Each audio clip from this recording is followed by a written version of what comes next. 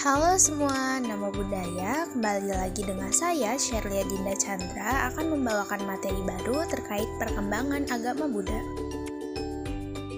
Yang pertama, kita akan membahas latar belakang historis setiap negara sebelum masuknya ajaran Buddha. Di sini akan diawali dengan latar belakang sebelum masuknya Buddhisme di India. Pada saat itu, terdapat suku Dravida dan suku Arya, yang mana suku Dravida ialah suku asli India, sedangkan suku Arya ialah pendatang dari negara lain. Dalam kehidupan bersosial dan berpolitik, bangsa Arya pada saat itu memasuki wilayah bangsa Dravida dengan mengembangkan sistem kemasyarakatan yang disebut dengan sistem kasta. Sistem ini mendudukan bangsa Dravida sebagai kasta terendah dan bangsa Arya sebagai golongan tertinggi atau Brahmana. Bangsa Arya sendiri menganut kepercayaan kepada banyak dewa yang dipercaya memiliki peranan masing-masing dalam kehidupan, misalnya dewa laut, dewa matahari, dewa air, dan juga lainnya. Sedangkan bangsa Dravida lebih mempercayai tradisi Sramanisme yang memiliki kepercayaan bahwa tubuh fisik yang kita miliki tidak sama dengan roh. Mereka beranggapan bahwa tubuh ini kotor dan roh itu suci. Oleh karena itu, bangsa Dravida mengembangkan sistem penyiksaan diri yang memiliki tujuan untuk menyucikan diri. Selanjutnya ada latar belakang sebelum masuknya Buddhisme di Sri Lanka. Sebelum Buddhisme masuk di Sri Lanka, kondisi keagamaan di Sri Lanka tampak animistis. Banyak kepercayaan-kepercayaan, baik secara kepercayaan yang datang dari pribumi maupun karena pengaruh luar. Walaupun banyak kepercayaan, namun pada waktu itu tidak ada satupun kepercayaan yang dianggap sebagai agama nasional. Jadi, orang-orang bebas melakukan apapun terhadap apa yang mereka percayai. Latar belakang keagamaan sebelum masuknya Buddhisme pada dasarnya dapat dikategorikan menjadi dua jenis, yaitu yang pertama kepercayaan lokal dan juga yang kedua kepercayaan yang terpengaruh dari India. Untuk kepercayaan lokalnya dibagi lagi menjadi 7, yaitu yang pertama pemujaan terhadap makhluk dari orang yang telah meninggal. Pada waktu itu terdapat kepercayaan bahwa siapapun yang meninggal akan terlahir menjadi peta. Oleh karenanya, mereka memujanya karena dianggap mampu membantu keluarganya yang masih hidup. Yang kedua, ada pemujaan terhadap yaksa dan juga yaksani. Yaksa dan yaksani adalah makhluk halus yang dipercaya sebagai makhluk besar yang memiliki kekuatan. Selanjutnya yang ketiga, ada pemujaan terhadap dewa dan dewi. Selanjutnya yang keempat, ada pemujaan terhadap pohon. Terdapat pohon-pohon yang mereka anggap suci dan memperlakukannya sebagaimana dewa-dewa. Mereka menyakralkan pohon-pohon tertentu yang dianggapnya memiliki kekuatan. Pohon yang terkenal ialah pohon beringin dan pohon palmira.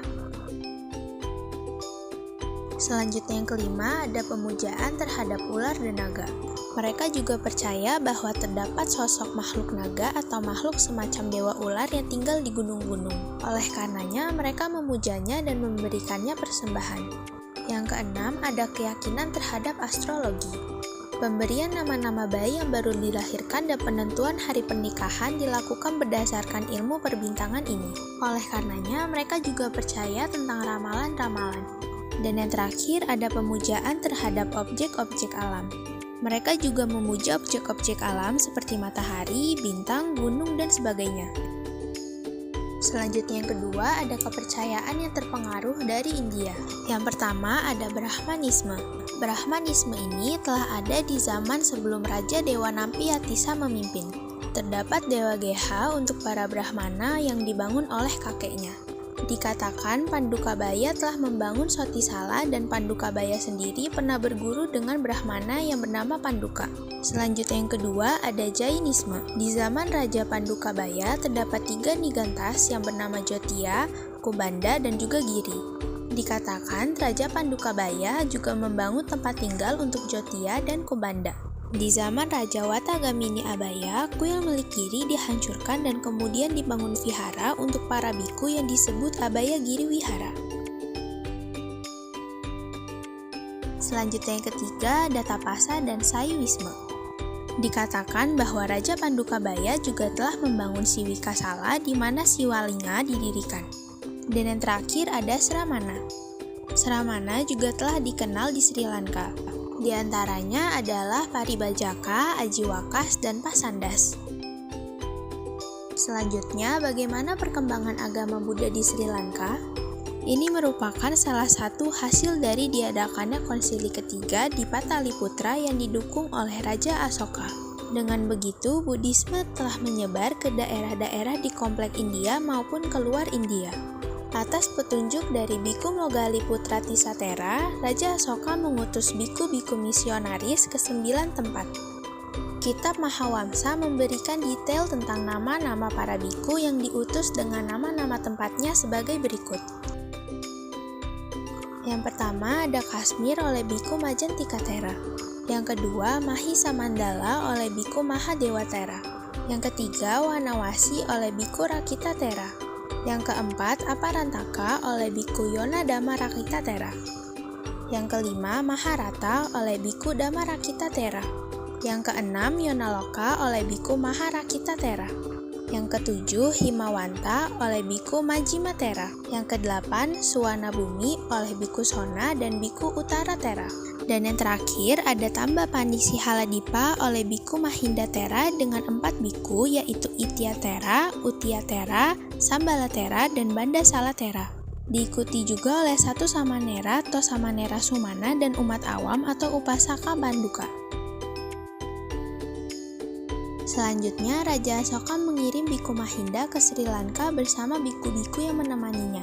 Biku Mahinda sendiri ialah putra dari Raja Asoka. Setelah konsili berakhir, mereka tidak langsung pergi ke Sri Lanka karena di Sri Lanka masih berada di bawah kepemimpinan Raja Mutasiwa. Karena mereka berpikir ini bukanlah waktu yang tepat untuk memperkenalkan Buddhisme di Sri Lanka. Sambil menunggu waktu yang tepat, Biku Mahinda dan teman-temannya pergi ke Dakinagiri untuk menjumpai saudara-saudaranya dan tinggal selama 6 bulan. Singkat cerita, di bulan Jeta di 236 sebelum Masehi, mereka berangkat menuju Sri Lanka melewati udara dengan kemampuan gaibnya dan mendarat di Bukit Mihintale. Pada saat itu, sedang terdapat festival yang dikenal sebagai Jeta Mulana Kata. Dan pada waktu itu, Raja Dewa Nampiatisa sedang berburu di sana. Mengikuti Rusa Rohita, Raja Dewa Nampiatisa mendaki bukit. Biku Mahinda kemudian memanggilnya dengan sebutan nama kecilnya, katanya, "Tisa, datanglah kemari." Kemudian Biku Mahinda berkata kepadanya, "Raja Agung, kita adalah murid dari Raja Dhamma. Atas dasar belas kasih kepadamu, kami datang ke sini dari Jambudipa." Setelah mendengarkan ini, akhirnya Raja meletakkan busur panah yang dibawanya dan mendekat kepada Raja Tera tersebut dan memberikan salam sapa dan akhirnya duduk. Dan akhirnya mereka berbincang-bincang. Kemudian, Biku Mahinda membabarkan Dewa Duta Sutra kepada orang-orang yang berkumpul di dekat gerbang istana. Di kebun Nandana, Biku Mahinda membabarkan Bala Pandita Sutra.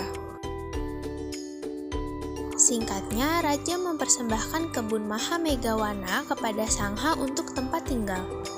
Suatu ketika, Raja Dewa Nampiatisa bertanya apakah Buddha Sasana sudah berdiri di negara ini kepada Biku Mahinda Tera. Kemudian Biku Mahinda Tera menjawabnya bahwa ini belum sepenuhnya berdiri kokoh. Katanya, Buddha Sasana akan berdiri kokoh di sini apabila terdapat orang-orang asli Sri Lanka yang menjadi biku dan mempelajari Vinaya dengan baik setelah itu mengulangnya. Selanjutnya, ada perkembangan agama Buddha di China. Agama Buddha berkembang pada abad kedua sebelum Masehi setelah para pedagang dari Asia Tengah yang beragama Buddha memperkenalkannya ke orang Tiongkok. Penyebaran agama Buddha di Tiongkok juga ditandai dengan berkembangnya seni pahat patung-patung Buddha dan dibangunnya sekolah ajaran Buddha di Tiongkok. Agama Buddha juga turut mempengaruhi ciri khas seni, patung, arsitektur, dan filsafat Tionghoa. Pada puncak keemasan dinasti Tang, agama Buddha berkembang sangat pesat di Tiongkok dengan dihasilkannya banyak guru-guru spiritual yang bagus. Selanjutnya, kita akan membahas terkait latar belakang historis Indonesia sebelum masuknya ajaran Buddha. Berdasarkan sejarah, kaum pendatang telah menjadi pendorong utama keanekaragaman agama dan kultur di Indonesia dengan pendatang dari India, Tiongkok, Portugal, Arab, dan Belanda. Dikutip dari buku Revolusi Masyarakat dan Kebudayaan di Indonesia pada tahun 1988 karya Sultan Takdir Ali Syahbana, kebudayaan asli orang Nusantara termasuk kepercayaan sebelum datangnya agama Buddha adalah berupa roh-roh dan tenaga gaib yang masih kabur bentuk dan fungsinya. Kepercayaan yang dimaksud ialah kepercayaan animisme dan dinamisme. Kepercayaan animisme adalah kepercayaan kepada makhluk halus dan roh leluhur atau roh orang yang telah meninggal.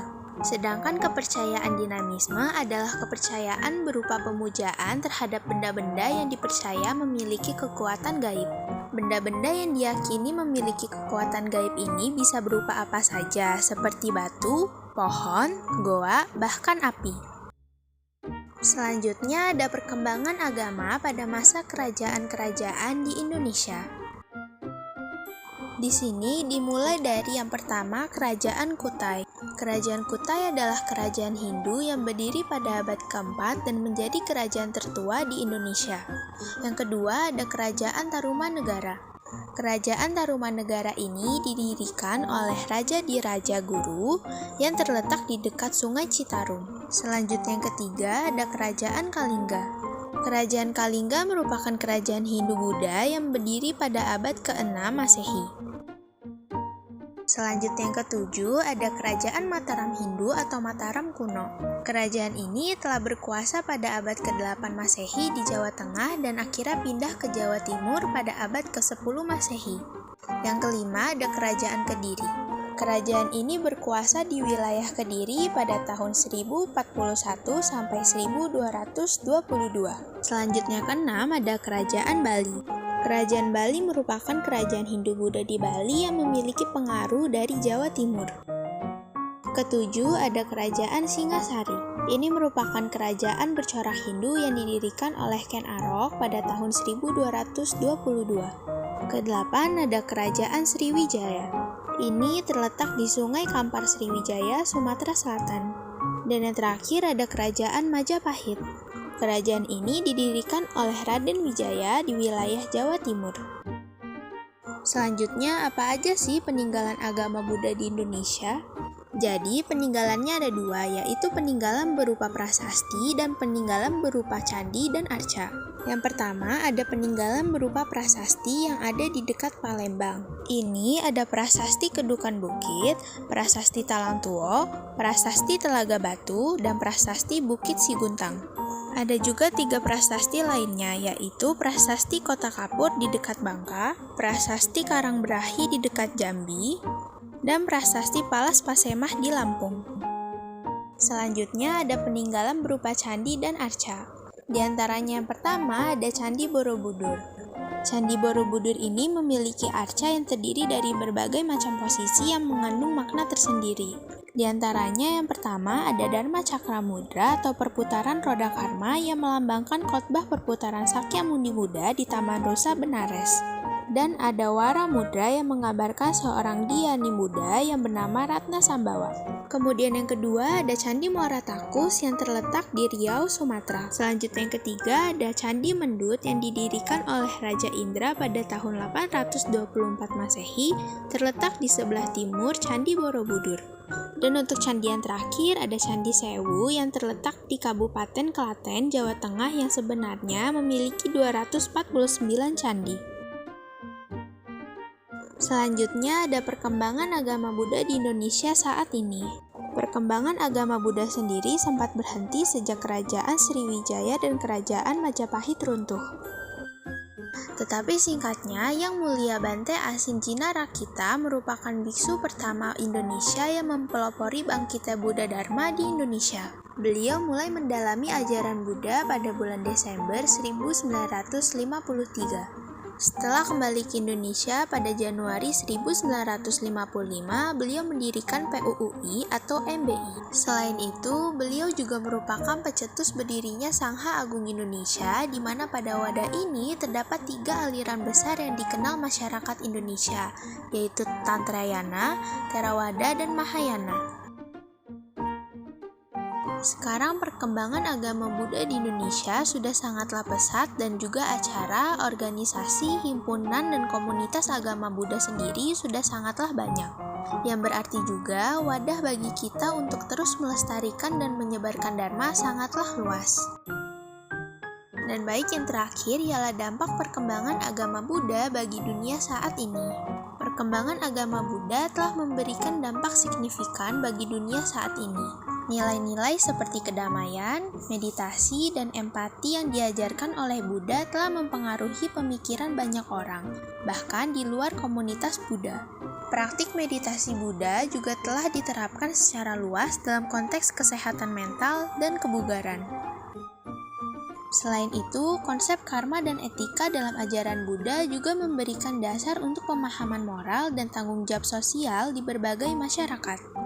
Oleh karenanya, terdapat upaya untuk menerapkan nilai-nilai ini dalam kebijakan publik dan hubungan antar manusia dan menciptakan dampak positif terhadap kehidupan sehari-hari. Baik, itulah materi terkait perkembangan agama Buddha. Terima kasih atas perhatian teman-teman. Namo Buddhaya dan Suki Hontu.